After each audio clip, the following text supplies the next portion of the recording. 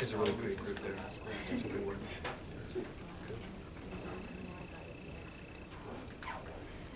Okay, so we'll move on then to our next topic, which is environment. So we have a few students. We have Emma, Isabel, and Juniper to speak on that. Okay.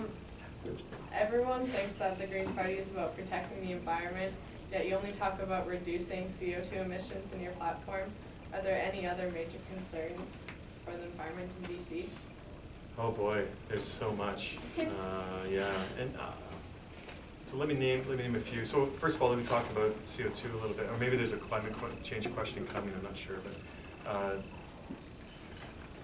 we've named CO2 emissions and our response to it because we know that there are a lot of environmental pressures and a lot of things that we need to address.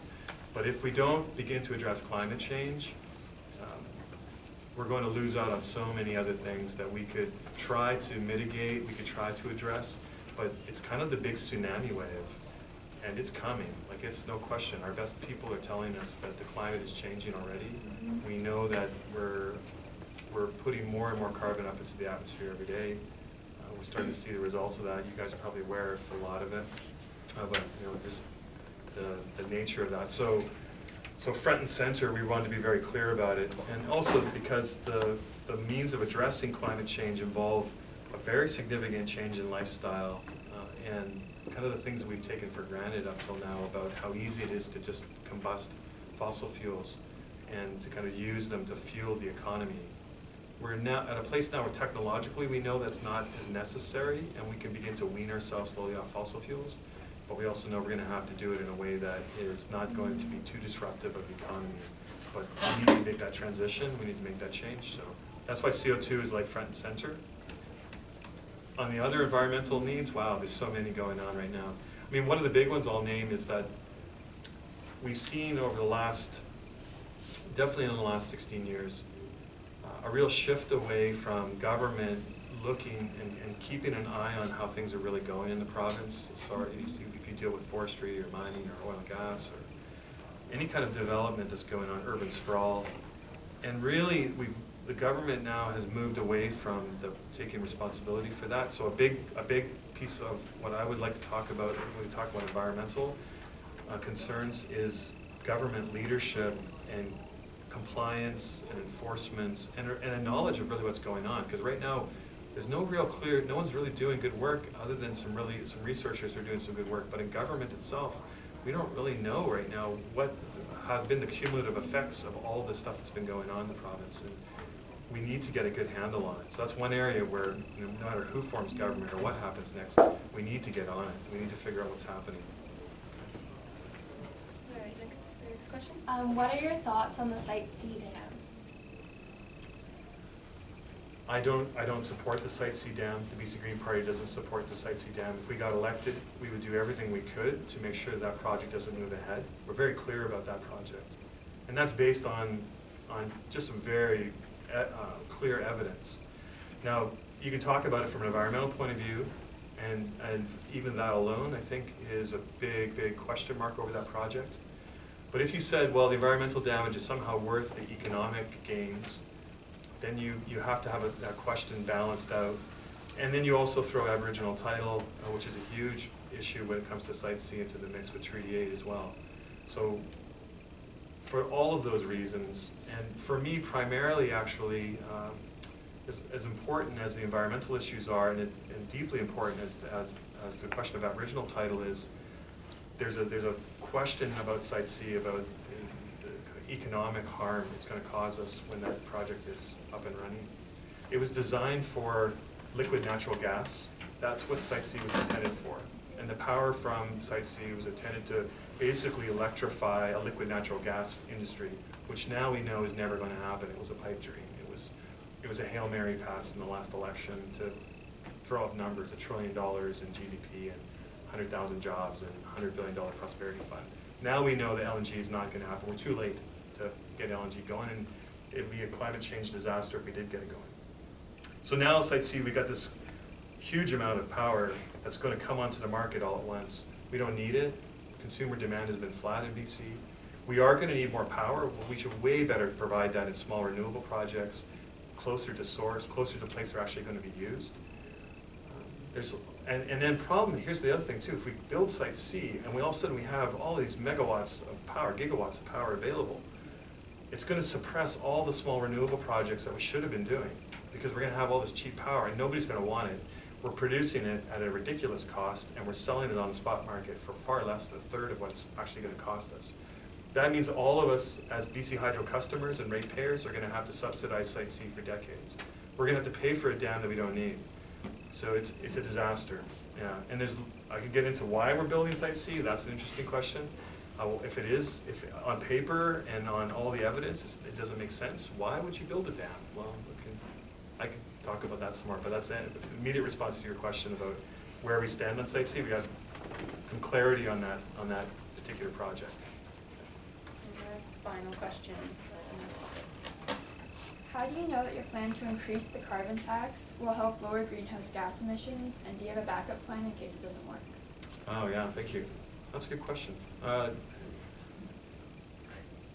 It's based on an observation and based on previous taxes that have been imposed on the kind of behavior that you want to change. And it's an interesting tool to use. It's certainly not the be-all end-all. And if you look at our kind of climate change approach, we're talking a lot about education, the need to kind of understand. So it's not just all based on carbon tax as the only way to make people change their behavior, but we know it's a huge part of it. If individuals and businesses, if they know that every time they make a decision and they're going to use fossil fuels, they're going to produce carbon, or say it's a forestry company and they're just going to burn slash out in the woods. Every time you make those decisions, if they have a financial cost, you make different decisions. You kind of look at them and say, you do a cost analysis and you say, this is going to be pretty expensive for us to continue to say waste diesel in our hauling fleet, or to not upgrade our vehicles to electric, or whatever the decision is. So we want to encourage that, and the one way you do that is through taxation. And we're very confident that carbon tax, BC's already experimented with the carbon tax, and when it came into being, emissions did begin to go down. The trouble is, we didn't do anything with it and they stayed flat, and now we're finding that emissions are increasing again in BC and they're going steadily up. So we have to respond and be more responsive to it. As far as the Plan B goes, I think we'll really monitor this carefully and see what happens with the carbon tax, and then go from there. And we're talking, about a fairly substantial carbon tax by the time we get up to $70 a ton. And we know that that is going to have an effect on how people make decisions about what they want to do with their emitting carbon from their activities. So. Right.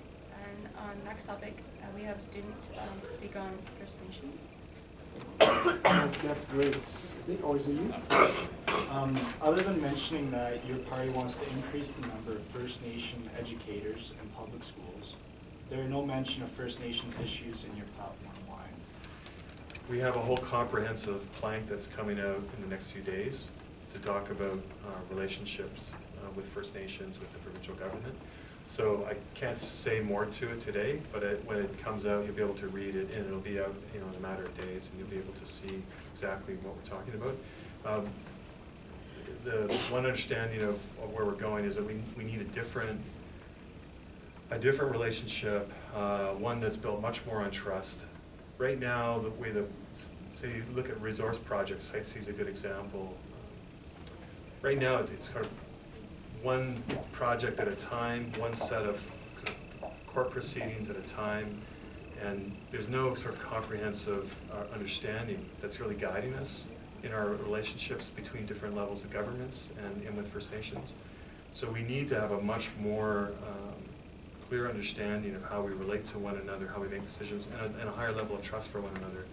And there's some structural ways of doing that, but I think it's also a new culture of relationships with one another, and a greater degree of respect for one another. In some ways, we're kind of stuck in an old story right now, and the old story is one of colonialism. It's one of disrespect and lack of trust, and we've been stuck in that story. But what we haven't woken up to is that that story is over. There's a wonderful storyteller, Richard Wagamis, who just recently died. Richard has spoken very eloquently about the need for us to develop a new story together, and the new narrative. And the new narrative will be very different from the older story. And we're kind of in between stories right now. We're just writing this new story. So a lot of our green policy approach when it comes to relationship with First Nations is going to be about developing a new narrative together. All right, our next topic is on social services. So there's 3 questions here from students. What was that, Millie? Oh, okay. How do you plan to make health care more accessible? Just in the drive up, I was kind of madly looking at my phone because we just released on the drive up our healthcare plan. So our whole kind of plank, or our whole platform around healthcare. So I was madly trying to read it as fast as I could before I got here, so that I would have a little bit more of an update of what is coming out as far as our understanding around healthcare. A big part of it is what we're seeing happen in the province is these emerging primary care centers, where they're multidisciplinary, so you have physicians with nurse practitioners, mental health workers, physiotherapists, a diabetes clinic, various professionals working together in an access point outside the hospital, in the community, and a place, more population-based healthcare where people can come to this multidisciplinary team and find the professional, the healthcare provider that makes the most sense for them to meet in that moment, depending on what their needs are. So funding that and really supporting that movement is really a key part of our platform. So a lot more investment in primary care and a lot more investment in preventative care. Instead of always on the acute side of it when problems arise and when people get sick, we have to continue to provide a large amount of funding for that support. But where we've really neglected our investment has been on preventative care. So how do we provide a more healthy society? So part of like the announcement we made about providing some support in the school for nutrition is a big part of it. Nutrition, exercise, well-being. So we're talking about a fairly major investment now in preventative care is a big part of what we're proposing as well. Because sometimes we think of healthcare, we always think of hospitals, right? That's immediately where we go. Like in Kamloops, they just announced $420 million improvement on the hospital, and that's a really good investment, but what could we do as a society that would minimize people having to go to the hospital at a young age or prematurely, you know, and what could facilitate them finding the resources they need actually outside, and definitely outside of the emergency room, where we're being flooded with things that really should be dealt with in the community. But we don't have, we're not set up for that, and unfortunately the family physician shortage, this kind of access problem we've created by not having really good policies around where this is all going, that needs to be addressed, and so we need a whole rethink about primary care and access policy.